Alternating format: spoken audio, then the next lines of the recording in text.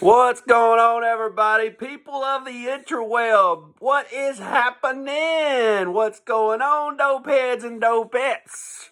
Today we're going to do another version of comic versus comic. Why? I don't know. It don't get no views. Nobody watches it, but I guess I'm hard-headed. I don't know what's going on.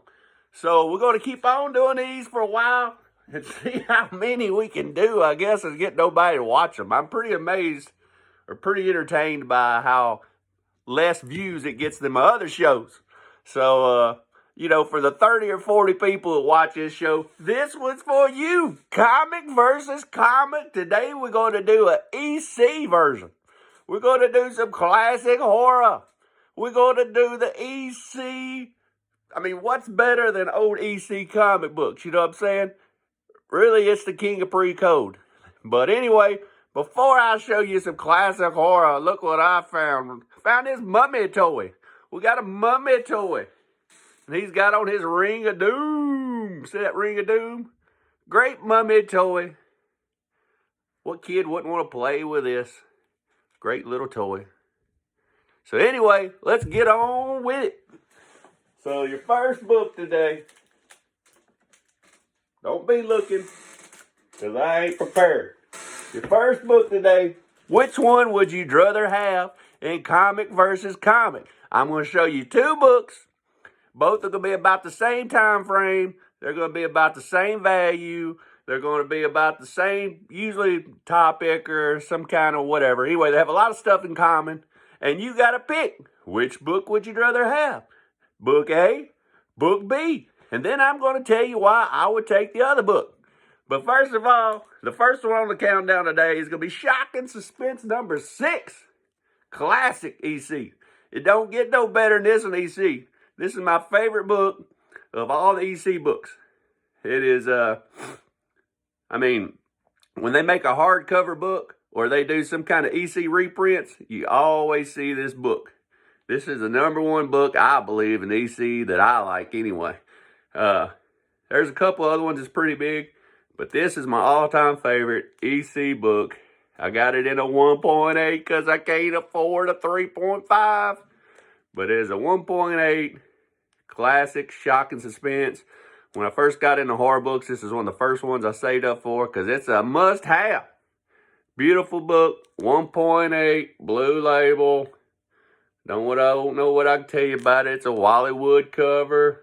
This thing came out in January of 53, December of 52. Classic cover. You got the moonlight back there.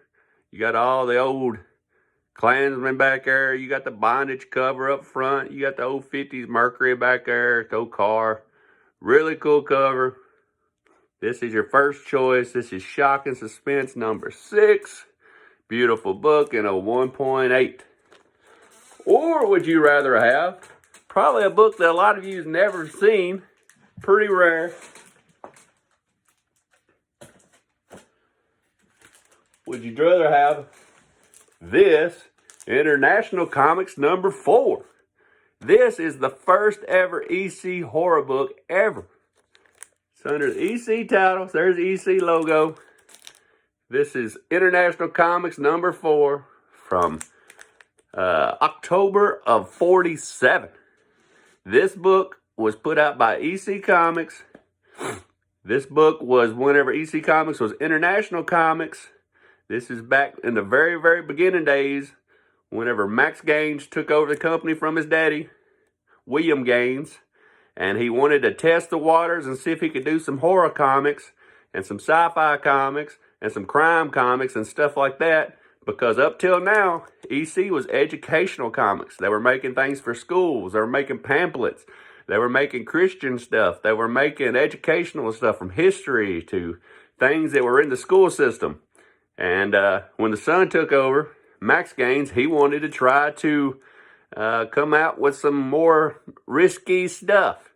And he wanted to do horror comics. He wanted to do the crime comics. And he came out with a little series, a mini-series, and each one specialized in some kind of thing. One was crime, one was a little bit of shock and suspense, some was a little mystery, and this one was the horror comic. And to his delight, they sold well, and there wasn't much of a ruckus. Nobody was really complaining too much. So after this book sold well, next thing you know, the whole EC line was refurbished, and out came the horror stuff like Shock and Suspense and Tales from the Crypt and all that. But this is considered the first ever EC horror book. So this one's a 4.5. It's not near as famous as the other book, but the history with this book, it's the first ever EC horror book. I mean, what can you say about that?